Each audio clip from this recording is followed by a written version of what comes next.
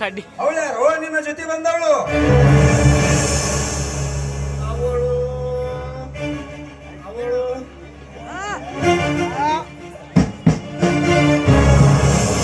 ಯಾಕೆ ಸತೀಶ್ ಭಯನ? ಇವಳು ನನ್ನ ಹೆಂಡತಿ ಅಂತ ಇವ್ರ ಮುಂದೆ ಧಾರಾಳವಾಗಿ ನೀನು ಹೇಳ್ಬಹುದು. ನಾನು ಕೇಳಿದು ನಿನ್ನನ್ನಲ್ಲಮ್ಮ, ಅವನನ್ನು. ಹೌದಪ್ಪ, ಇವಳು ನನ್ನ ಹೆಂಡತಿ. ಏನೀಗ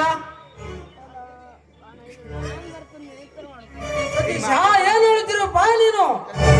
ಹೌದಣ್ಣ ಕವಿತಾ, ಅವರು ನನ್ನ ತಂದೆ, ಅವರು ನನ್ನ ಅಣ್ಣ, ಇವಳು ನನ್ನ ತಂಗಿ. ಹೇಳಿ ಅವರ ಕಾಲಿಗೆ ನಮಸ್ಕರಿಸು. ಆಗಿರ್ಬಹುದು, ಅದಕ್ಕೆ ನಾನೇನ್ ಮಾಡ್ಲಿ? ಕಂಡವರ ಕಾಲು ಬೀಳಲು ನನ್ನನ್ನು ಕರೆ ತಂದಿರುವೇನು? ಬೇಕಾದ್ರೆ ನೀವೇ ಬೀಳಬಹುದು. ಕವಿತಾ, ಅವರು ನನ್ನ ತಂದೆ.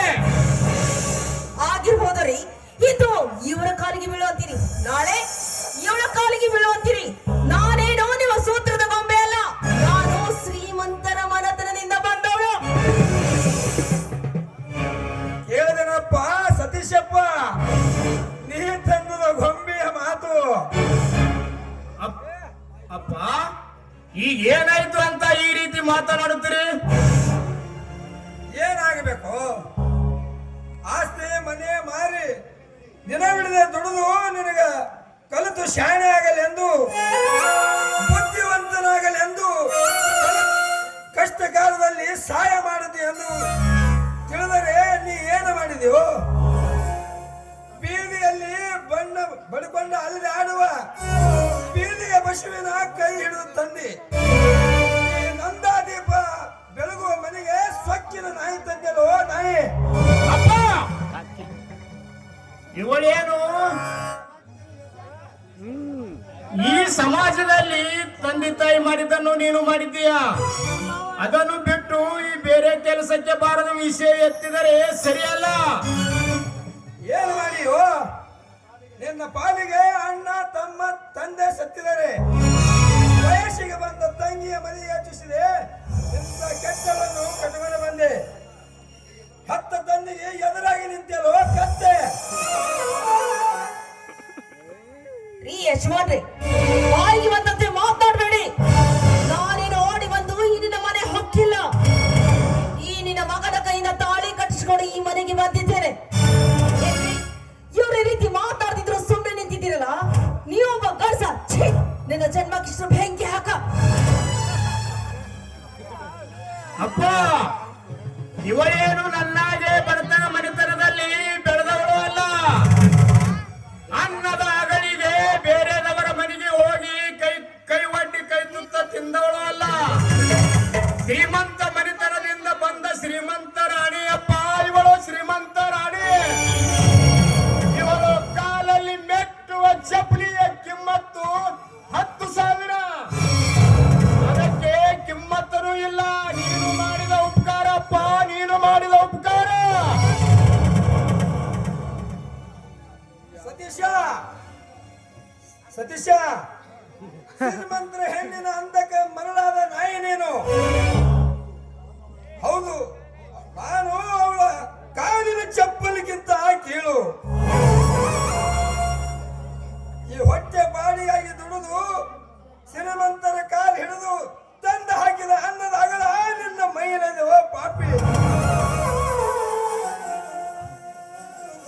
ಪ್ರೀತಿಗೆ ಮಿಗಿಲಾದ ನಿನ್ನ ತಂಗಿ ನಿನ್ನ ಮೇಲೆ ಪ್ರಾಣ ಇಟ್ಟುದನ್ನು ಮರೆತು ಅವಳಿಗೆ ಒಂದು ಮದುವೆ ಮಾಡಿ ಹೋದರೆ ನಾನು ಯಾರಿಗಾದರೂ ತಂದರು ಕೇಳುತ್ತಿದ್ದರಪ್ಪ. ನಾ ಯಾರಿಗಾದರೂ ತಂದರು ಅಂದರೆ ದುಃಖಿಸಬೇಡಪ್ಪ. ದುಃಖಿಸಿದ್ರೆ ಏನು ಪ್ರಯೋಜನವಿಲ್ಲ. ಸತೀಶ, ನೀನು ಒಳಗಡೆ ನಡೆಯಪ್ಪ. ಅಂದರೆ ಇವರು ಮಾತು, ಇವರ ಸುಖಕ್ಕಾಗಿ ನನ್ನ ಜೀವನವನ್ನ ಹಾಳು ಮಾಡಿಕೊಳ್ಳಲಿ. ಮಗಳನ್ನು ಹೆತ್ತಿರುವ ನಿಮಗೆ ಯತಿ ಇಲ್ಲ ಅಂದ ಮೇಲೆ ನನಗ್ಯಾವ ಯತಿ?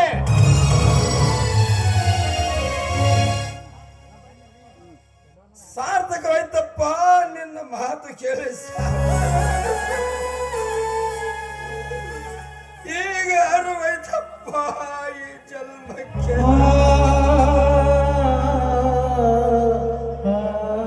ಮಕ್ಕಳೆಂದರೆ ಮೇಲೆ.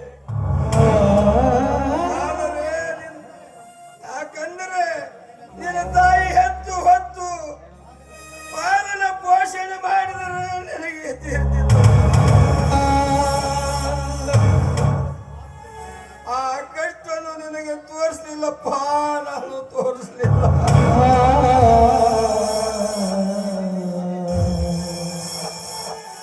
ಅಪ್ಪ ಸುಮ್ಮನೆ ಮಾತನಾಡಬೇಡಿ. ಮದುವೆ ನಾ ಮಾಡಿ ಕೊಡುತ್ತೇನೆ, ನಿಮಗ ಆಗದಿಲ್ಲಂದರೆ ಸತೀಶ, ನೀನು ಹುಟ್ಟಿ ಭೂಮಿಗೆ ಬರೋ ಮುಂಚೆ ನನಗೆ ಮಿಷಿ ಬಂದಿದೆ.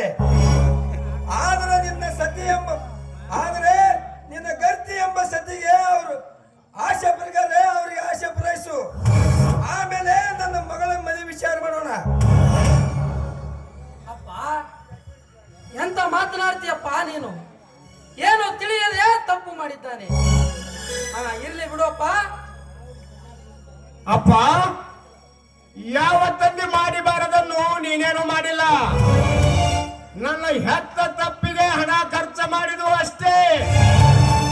ಅದರ ಬದಲು ನನ್ನನ್ನು ಸಾಯಿಸಿ ನೀವೇ ಇರಬಹುದಲ್ಲ.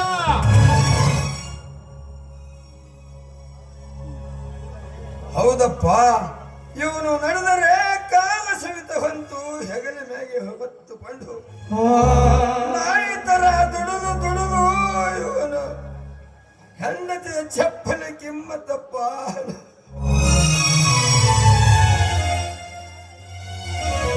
ಹೆಂಡತಿಯ ಚಪ್ಪಲ ಕಿಮ್ಮತ್ತಪ್ಪ, ಕಿಮ್ಮತ್.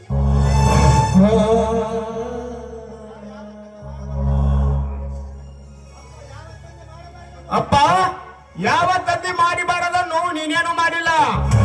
ನನ್ನ ಹೆತ್ತ ತಪ್ಪಿಗೆ ಹಣ ಖರ್ಚು ಮಾಡಿದು ಅಷ್ಟೇ. ಅದರ ಬದಲು ನನ್ನನ್ನು ಸಾಯಿಸಿ ನೀವೇ ಇರಬಹುದಲ್ಲ. ಏನಿದೆ ಕತ್ತೆ ಸುಳ್ಳು?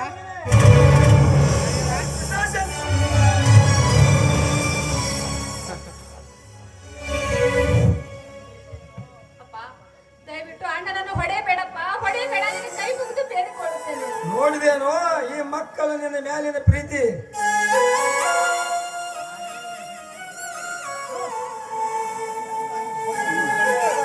ಸವಿತಾ, ನೀನು ಇಂದು ಈ ಮನೆ ಒಳಗೆ ಹೆಣ್ಣಾಗಿ ಹುಟ್ಟಬಾರದಾಗಿದ್ದಮ್ಮ. ನಿನ್ನನ್ನು ಮದುವೆ ಮಾಡಿದ ತಂದೆ ದುರ್ಭಾಗ್ಯವಮ್ಮ, ದುರ್ಭಾಗ್ಯ. ಅಪ್ಪ ಹಾಗೆಲ್ಲ ಮಾತನಾಡಬೇಡಪ್ಪ. ಆ ದೇವರು ಹುಟ್ಟಿಸಿದಕ್ಕೆ ಗಂಡೆಂಬ ಗುಟ್ಟು ಇಟ್ಟೇ ಇರುತ್ತಾನೆ. ಏನು ದುಃಖಿಸಬೇಡಪ್ಪ. ಕವಿತಾ, ಅತ್ತಿಗೆಯನ್ನು ಒಳಗಡೆ ಕರೆಕೊಂಡು ನಡೆಯಮ್ಮ. ಮೊದಲು ಆರತಿ ತಂದುಗಳು. ಅವಳು ಈ ಮನೆಯ ಭಾಗ್ಯಲಕ್ಷ್ಮಿ ಅಮ್ಮ. ಈ ಸಮಯದಲ್ಲಿ ಕಣ್ಣೀರು ಹಾಕಬೇಡದಮ್ಮ, ಹಾಕಬಹುದು. ರಮೇಶ, ಏನ್ ಹೇಳಿದೆವು ನೀನು? ಇವಳನ್ನು ನಾನು ಮನೆಯ ತುಂಬಿಕೊಳ್ಳುವೆ? ಅಪ್ಪ, ಇವಳು ಯಾರಂತ ತಿಳಿದಿದ್ದೀಯಾ? ಈ ನಿಮ್ಮ ಮಗನ ಹೆಂಡತಿ, ಈ ಮನೆಯ ಸೊಸಿ. ಅತ್ತಿಗೆ ತಪ್ಪು ತಿಳಿಯಬೇಡಿ. ನಮ್ಮ ತಂದೆ ಸ್ವಲ್ಪ ಮೂಗೋಪಿ. ನೀವೇನು ಬೇಜಾರು ಮಾಡಿಕೊಳ್ಳಬೇಡಿ.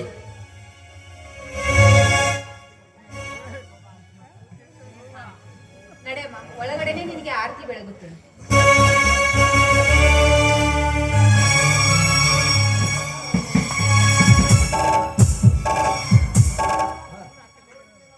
ನೋಡಿದೇನಪ್ಪ ನಿನ್ನ ತಮ್ಮ ಮಾಡಿದು ಘನ ಕಾರ್ಯವನ್ನು.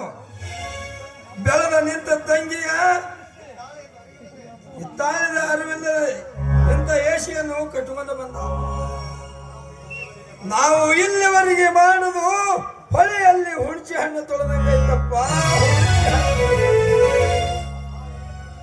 ಅಪ್ಪ, ಒದೆ ಬೇಡಬೇಡಪ್ಪ. ವ್ಯಥೆ ಪಟ್ಟರೆ ಏನು ಪ್ರಯೋಜನ ಇಲ್ಲಪ್ಪ. ಅವಳ ಅಣ್ಣನಾಗಿ ನಾನಿದ್ದೇನೆ, ಹಾಗೂ ಜಗದೇಶ, ಶ್ರೀಮಂತ ಜಗದೇಶನು ಇದ್ದಾನೆ. ವಿಚಾರ ಮಾಡಿ ಮಾತು ಮುಗಿಸಿದರಾಯ್ತಪ್ಪ. ಬೇಡಪ್ಪ,